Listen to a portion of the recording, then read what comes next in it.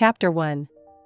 As soon as Juliana clung to Dad's arm, eager to leave with him, Mom's expression darkened. She stepped forward and pulled her back. "Juliana, are you really sure you want to go with Dad? He's lost everything. He won't even be able to buy you your favorite princess dresses anymore. If you go with him, you'll face a lot of hardships."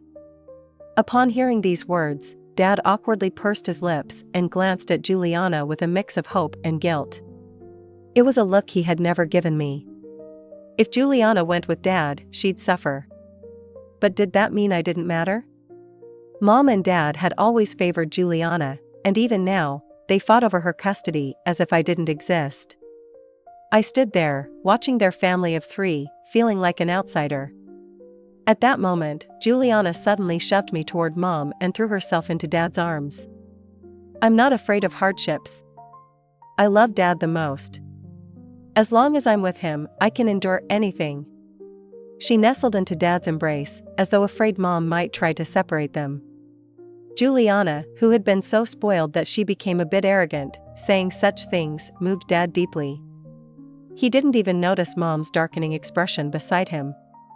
"Ophelia has never had anything good since she was little. Let her stay with Mom and enjoy a better life." When Juliana said this, she even added a sob, as if she pitied me. Mom's face grew even darker. She pushed me away and scolded me, "Look at your sister, how thoughtful she is. You're older than her, yet you don't know how to be considerate." Seeing Mom treat me this way, Juliana secretly gave me a smug, provocative smile. As expected, it was just another clumsy attempt to sow discord. Unfortunately, Mom and Dad always bought into her act. "No, Juliana will suffer if she stays with you. I have to take her with me." Hearing Juliana's words, Mom became even more resolute and tried to pull her away. Mom and Dad fought fiercely over Juliana's custody, as if I were invisible, as though I didn't matter at all. In the end, they couldn't change Juliana's mind about wanting to go with Dad. Reluctantly, Mom chose me. But since Juliana generously gave me the opportunity to stay with Mom, she didn't even try to hide her disdain for me.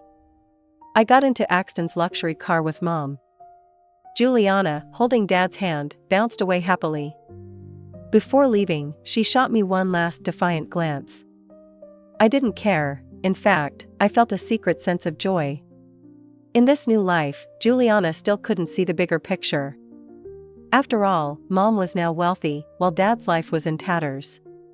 Sitting in the car, Mom began to criticize me, her voice sharp.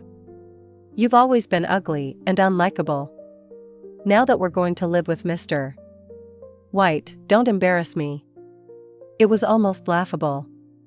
What kind of mother would say such things about her daughter in front of others? Even though we came from the same womb, Juliana had always been the luckier one. She was beautiful, knew how to please our parents, and as a result, they both favored her. Since she was younger, they always told me I had to act like an older sister and let her have her way. Even after the divorce, they still only wanted her. But in this life, she chose Dad, giving him a small victory in front of Mom. What she didn't know was that in my previous life, Dad, desperate to escape debt collectors, dragged me from one place to another. I could never study in peace. His business failure, and Mom leaving, had struck him hard. He sank into despair, drinking away his days in a cheap rental, neglecting everything, including my school fees. I had once been a top student, but I had to drop out early to support him and our household. I spent my days cleaning up his messes, figuring out ways to dodge creditors. But in this new life, things were different. I was starting off on the right foot. Chapter 2. The car drove into a wealthy neighborhood. I knew my stepfather Axton White was wealthy in my previous life, but I never imagined he was this affluent. Within just a few days of moving in, he arranged for me to attend the best private school in the city. A dedicated driver picked me up and dropped me off every day. To make up for the fact that I had dropped out in my previous life, I devoted myself to my studies. I performed exceptionally well, ranking in the top 3 every year. Mom, who had always ignored me, was now more than happy to attend parent-teacher meetings. She relished the envy of other parents and the praise she received from the teachers. Since Axton didn't have any children of his own, I lived comfortably in this household. Mr.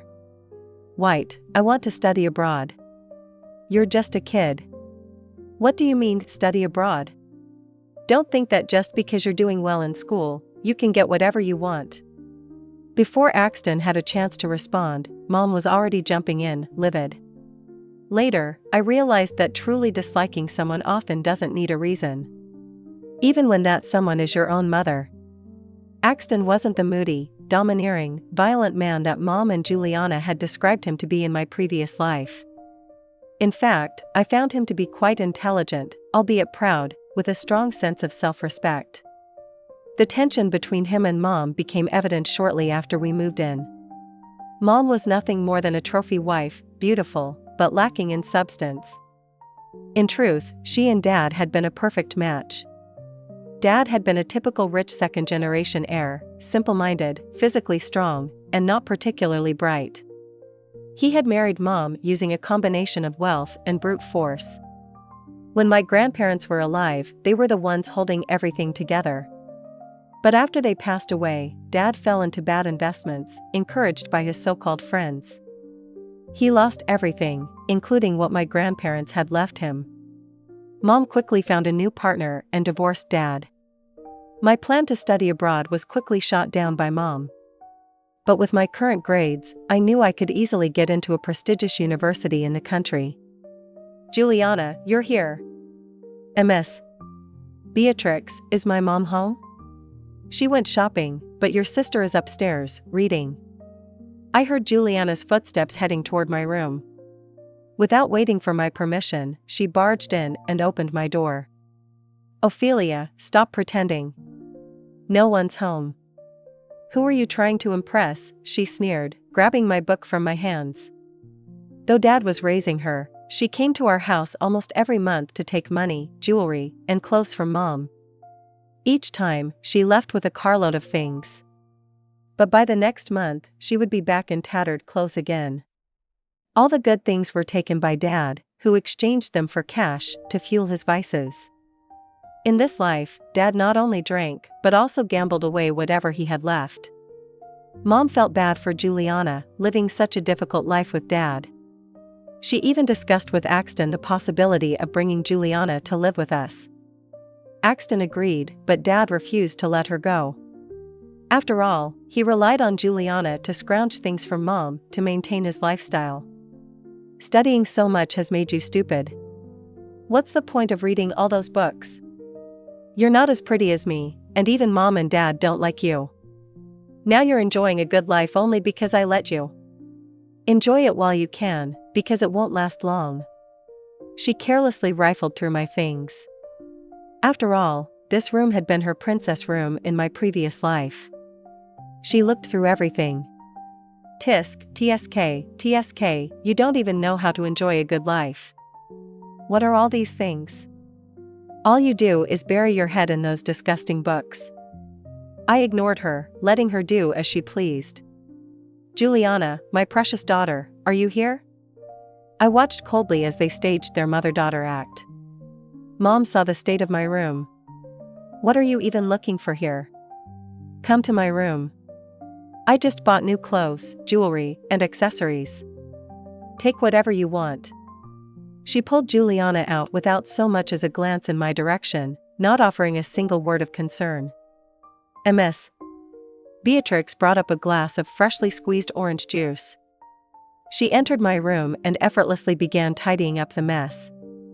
I've never seen such a biased mother, she muttered under her breath.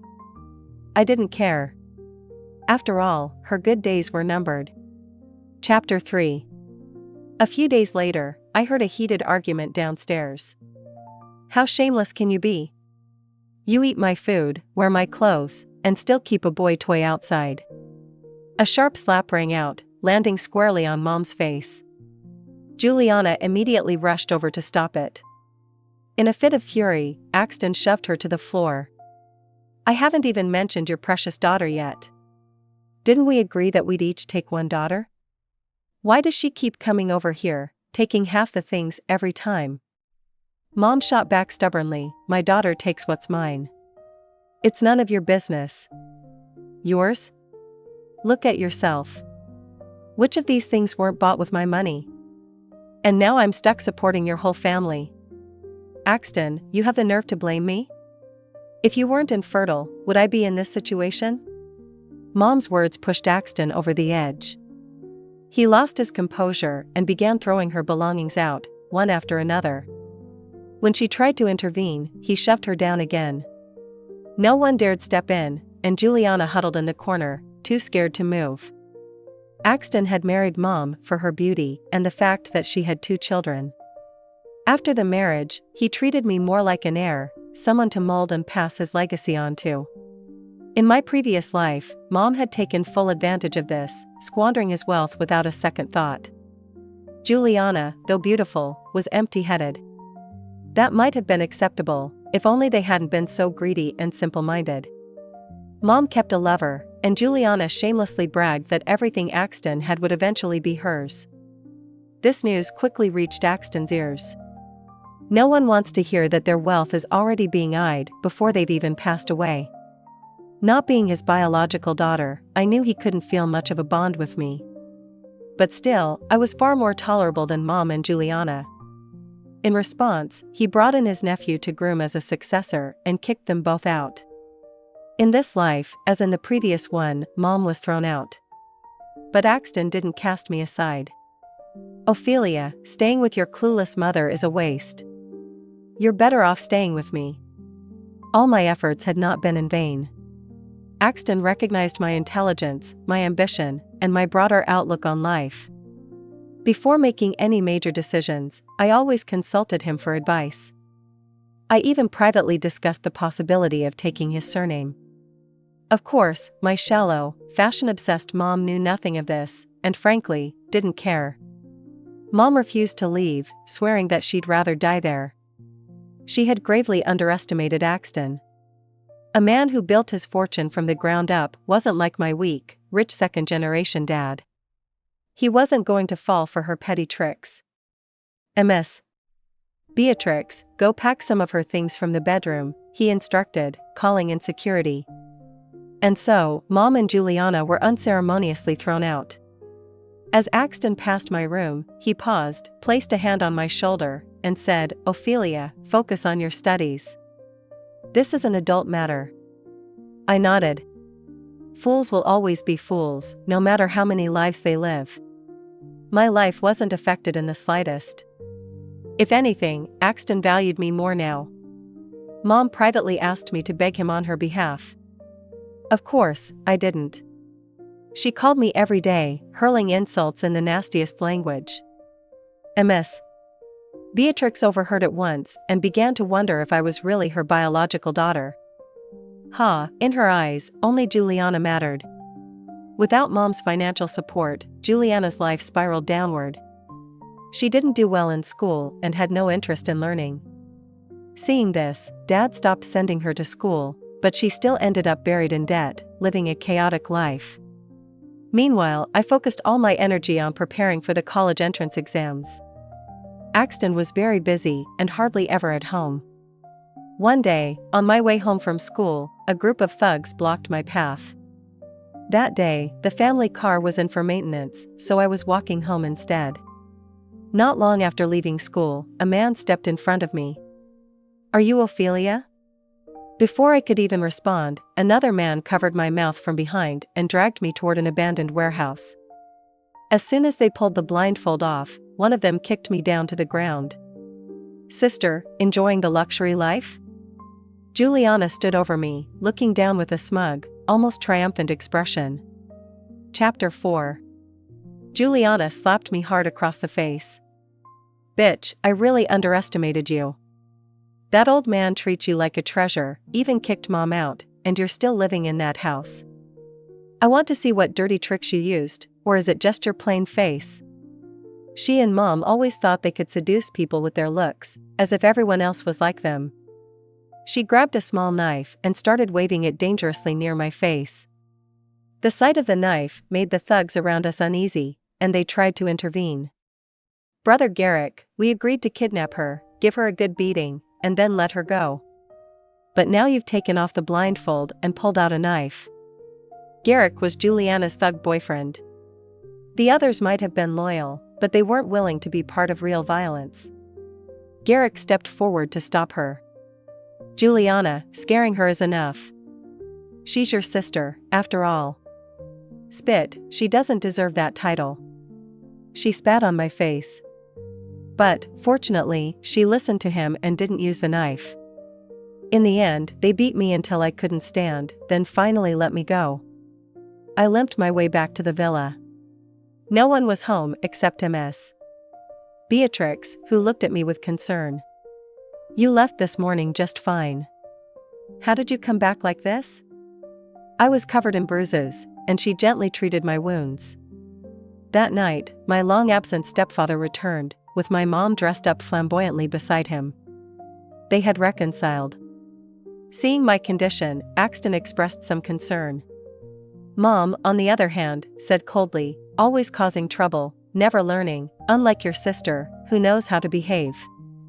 Yes, she had beaten me up earlier in the day, but now she was here, flaunting herself. Mom, don't you want to know who did this to me? I said, my anger boiling over. Who else?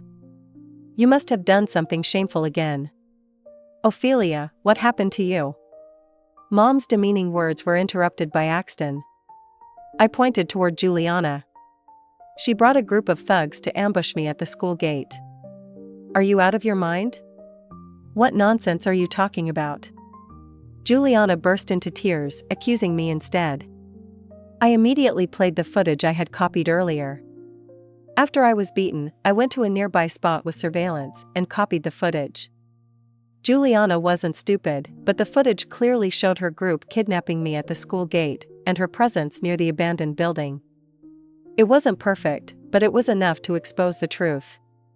Axton looked stunned, struggling to comprehend how someone could be so cruel, kidnapping and beating their own sister. Call the police.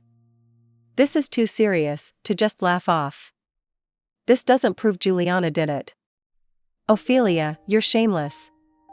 I may have neglected you lately, but you don't have to go so far as to frame your sister. Mom twisted the situation and blamed me. Juliana, do you know this person? Juliana denied it, claiming she was just passing by.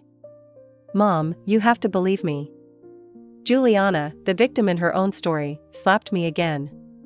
I didn't react. After she hit me, she collapsed in a dramatic faint, sobbing uncontrollably. From start to finish, she played the victim, while I was the one who had been beaten. Great, now you've made your sister faint. You're truly heartless. How could I have given birth to someone like you? Mom rushed Juliana to her room and even called a private doctor to check on her. I dragged my battered body around, but not a single comforting word came from her. Chapter 5. Ophelia, don't blame your mom. It's just her temper. We'll have the doctor check on you later, Axton said, trying to comfort me. Meanwhile, in the room, Mom continued to curse me, throwing the most venomous words my way. Who does she take after? Such a rotten temper. But Juliana, our sweet Juliana, is always the best, the most sensible one. Once Mom and Axton went to rest, Juliana, looking perfectly fine, came to my room to warn me. Do you think you've won? Don't be so naive. Mom and Dad have always favored me. Your hardest days are still ahead. In my previous life, I'd always had it worse than her, and she didn't trouble me. But once I started to live better, she couldn't stand it and went mad with jealousy, trying to drag me down with her. In this life, she thought she would be the ultimate winner, but she still couldn't bear seeing me live more comfortably. That's why she sent people to beat me. No matter what, she could never stand to see me happy. But this time, it would be her who suffered. Axton's company faced a financial crisis, struggling with cash flow and unable to land any major contracts. Mom insisted he declare bankruptcy, but the company was his life's work. In the end, he made the difficult decision to sell or mortgage everything he could, using the funds to cover the company's debts. As a result, we had to move out of the villa, and the servants and drivers were let go. Just like in my previous life, the White family was now in decline. Meanwhile, my father's business was flourishing. He had secured several big clients and was expanding rapidly. Since we moved, Juliana never came to visit. Mom was hardly ever home, and her resentment toward Axton grew. She abandoned me, too. I spoke with Axton about taking a break from school to help him out. At first, he refused, but the company was understaffed, so he finally agreed. I started working at Axton's company. He traveled abroad for business, leaving the day-to-day operations to me and his nephew, Roland White. We were working around the clock, either in the office or handling business, barely having time to sleep. Roland was older, but having lived 2 lives, I was more experienced, so I handled things much more efficiently. He went from seeing me as a younger sister to consulting me on everything. We became allies. One evening, Roland and I returned home to find a luxury car parked in front of the house. Juliana got out, dressed head to toe in designer labels, with her thug boyfriend trailing behind her. It was clear she had come to show off. "Ophelia, why didn't you tell me you moved? Living in this dump, it's so hard to find you," she said, glancing over at Roland. "Is this your new boyfriend? He doesn't seem all that impressive." In my previous life, she had never cared about anything beyond eating, drinking, and playing, and she didn't know Roland at all. I ignored her and made my way into the house, brushing past her without saying a word. "Didn't you hear Juliana talking to you?" her thug boyfriend snarled, blocking my path like a dog begging for attention. Roland, though usually quiet and appearing frail, stepped forward and shoved the thug aside. Juliana hadn't expected him to defend me, and her temper flared. She lunged at me, trying to slap me. But I wasn't about to back down. I struck first, returning her slap with a sharp blow. Then I kicked her hard, sending her sprawling to the ground. I didn't even look back as I grabbed Roland's arm and pulled him into the house. "You dare hit me, you bastard!" Juliana screamed, raging outside. I grabbed a bucket of water, opened the door, and threw it over her head. "Instead of wasting your time cursing me here, why don't you go back and keep an eye on things? You might end up back in poverty again." Juliana thought I was cursing her and started yelling like a shrew. Finally, her thug boyfriend, unable to watch any longer, dragged her away. Chapter 6. Axton returned from abroad, having secured business deals. Roland and I stabilized the situation at home. But the difficulties weren't over. The company was in a critical transition period. If we didn't make it, all efforts would be in vain. One night, Axton came to me. "Ophelia, I'm back. With Roland at the company, I want you to focus on your studies. If you want to study abroad, I can arrange it." I was touched he remembered my wish to study abroad. But now, I no longer wanted to leave. "Mr. White, the company is struggling, and we don't have much money for me to study abroad. I'd rather stay here, continue my education, and help you after I graduate." Axton didn't push me. He reassured me that since he had no children of his own, I was like his daughter. I focused on preparing for my college entrance exams, with only 6 months to catch up on all subjects. Mom had disappeared since Axton's downfall, taking all the valuable items from the house. 6 months later, I got into the best university in the country. Meanwhile, Juliana had dropped out of school and was working a meaningless job at Dad's company, leading a life of idleness with her thug boyfriend. Axton booked the best hotel in the city to celebrate my college admission. Since it was a family event, we kept it simple with a few tables for close relatives. Somehow, Juliana heard about it and booked a table at the same hotel. But her good news was that she was pregnant and celebrating her impending motherhood. She strutted into my banquet room, ignoring the guests. "What's the point of getting good grades? You'll end up working for someone else. Unlike me, I have a husband who loves me, a father who supports me, and I'll inherit the company." She walked up to me, mocking. "Loser, in the end, I'm the one who wins. I've always had a better life than you." She threw a tantrum while Dad stood by, indifferent. The White family relatives whispered among themselves. Roland couldn't stand it and stepped in front of me, scolding her. "Enough. Where's the staff?" Axton, unable to bear it, defended me publicly. "From now on, everything I have belongs to Ophelia. She is my daughter. Today, we not only celebrate my daughter's college admission, but also her official name change to White." Yes, since moving in with Axton, I had always called him Mr. White. He never asked me to change that. Today, to make me proud in front of my father and sister, he promised to leave everything to me. At that moment, blood ties didn't matter. "Dad," I called him in front of everyone. "Pfft, a company on the verge of bankruptcy. Who wants it?" Juliana sneered. "You're not welcome here. Please leave." "I don't want to stay anyway." Dad followed her out, fawning over her. Chapter 7. In college, I continued helping at Axton's company. He taught me everything without reservation. I was used to calling him Mr. White, and he didn't mind letting me keep the habit. This time, Roland and I visited a private resort. Across from us sat a key industry figure, Mr. Jasper. We had a pleasant afternoon of discussions. In my previous life, it was through Mr. Jasper that Dad and I turned our fortunes around.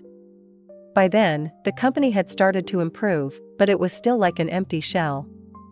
I worked tirelessly to stabilize it, eventually meeting Mr. Jasper. He appreciated my abilities and trusted me with important tasks. In this life, while Dad and Juliana basked in their small successes, I had already connected with Mr. Jasper. In such a vast market, the first to enter wins. Looking forward to our cooperation. We reached an agreement with Mr. Jasper. Soon, all industry partners sought us out, and cash flow began to stabilize. The company revived. Juliana's clients quickly switched to us. Within 6 months, I repurchased the villa and luxury cars. The company became a local leader, featured in news and newspapers. Juliana's company went bankrupt due to insolvency. Dad gambled away the company's money. Juliana, with no skills, held a meaningless position, supporting her thug boyfriend. Dad fled from debt collectors. Juliana, unable to support her boyfriend, was abandoned. Pregnant and uneducated, she found a job washing dishes at a restaurant. One day, Roland and I went to a restaurant and saw her, young and pregnant, cleaning tables. Seeing me, she angrily approached, trying to hit me. "It's impossible, absolutely impossible." Luckily, the owner stopped her. Her eyes were red, muttering impossible. The restaurant fired her, and I never saw her again. Mom, missing for a long time, reappeared after Axton's success. She cried and apologized, claiming she had been deceived. Clearly, she couldn't survive outside. Axton's expression was complex, but he let her stay in the guest room. The household dynamics had drastically changed. Axton agreed to everything I said, while Mom's requests were dismissed. Initially, she treated me as before, occasionally insulting me. Axton warned her to be nicer or leave. She finally stopped targeting me. But I still felt uneasy, sensing her watching me. She secretly made phone calls and frequently went out. As expected, one morning, I woke up bound in an abandoned warehouse. Who else could it be? "Juliana, come out." Juliana, no longer pregnant, looked aged and worn. Unable to support herself, she had been persuaded by her boyfriend to abort the baby. Her boyfriend, worried, asked, "Will we really get money for this?" "Don't worry. Mom said the old man values her. Getting money is easy." So Mom was behind this too. No wonder she insisted on giving me a glass of warm milk last night, watching me drink it. They had planned this from the start. Chapter 8. In both lives, Mom favored Juliana, wishing me dead. "Juliana, I'm still your sister." "Sister? I've always been prettier and luckier than you." Why should you get all the good things while I end up like this? Don't worry, sister. If you cooperate, I'll make your death quick. She wanted to kill me and start over, but her boyfriend was scared of going to jail. We agreed to get the money and leave. I'm not in for murder. He tried to take the knife from her. At that moment, police sirens blared outside. You're surrounded. Release the hostage. I had anticipated her jealousy and unwillingness to give up. I had coordinated with Roland to call the police if I was taken. Mom's sudden concern last night made me suspicious. I messaged Roland before drinking the milk. The police surrounded the warehouse. Juliana, give up. You'll go to jail. Coward, what are you afraid of? We can start over. In my previous life, during Dad's birthday banquet, I had become a successful entrepreneur, surrounded by compliments. I remember Juliana being better than Ophelia as a child. Yes, but now it's the opposite. Juliana's a mess, while Ophelia's a success. Juliana, dressed plainly, approached me, saying, Sister, I don't want to embarrass you. Can we go to the mall for a decent outfit? Before the banquet, her pitiful act made me believe her. I took her in my new convertible to shop. But on the way, she went crazy, grabbing the steering wheel and crashing into a truck. When I woke up, we had both been reborn. She still didn't know I had been reborn too. Juliana's boyfriend took the knife, and she pulled out a gun. Today, you die. She pointed the gun at her boyfriend. Try to take it, and I'll kill you too. Her boyfriend, intimidated, backed off. Final warning, drop the gun and release the hostage. She ignored them, obsessed with starting over. I closed my eyes, awaiting fate. 3, 2, 1. A loud bang, but the bullet missed me. I opened my eyes to see Juliana in a pool of blood. The police sniper had been ready. I knelt beside her, whispering, Do you know why the gun didn't shoot me? Because it's a replica. Your boyfriend was bought off by me. How else do you think he got close to you? You're not the only one who was reborn. Chapter 9. Juliana looked at me with hatred, helpless. I had spent a lot to hire a private investigator to find her boyfriend and bribe him to encourage her to buy a fake gun. Turning passive into active. She couldn't use a knife, only a replica gun, forcing the police to shoot to protect me. Without lifting a finger, I eliminated a major threat. I was unharmed and released after a brief police inquiry. Axton and Roland were waiting at home. Where's Juliana? Why didn't she come back? Mom rushed to ask. How did you know she was with me? Did you put the sleeping pills in my milk? Mom denied it. I showed her the video of her spiking my drink, and she was speechless. Axton couldn't believe she would poison her own daughter. I laid out the photos and documents from the private investigator. They showed her with her lover and selling company secrets to competitors. She looked at me with dead eyes, lunging at me, but was restrained. You bitch, you killed Juliana. Why did I give birth to you? Is this what a mother says? Axton wanted a divorce. My surname had already been changed to White. Now, she was the outsider. She used every trick to stay, but Axton ignored her, treating her like a useless person. I balanced my studies and company responsibilities, becoming Roland's best partner and a shareholder. The company soon went public. Axton left everything to us and traveled the world. She's trying to kill me. Get rid of her, quickly. I need to hide before they find me. Mom seemed to have lost her mind after Juliana's death. Keeping her at home wasn't safe. I sent her to a mental hospital for treatment. Months later, I received a call from the hospital. Mom had died. She had a psychotic episode, sneaked out, wandered miles, muttering, Juliana. In the dark, she was hit by a car. Even in death, she only thought of Juliana. Mom, how much did you love her and disregard me?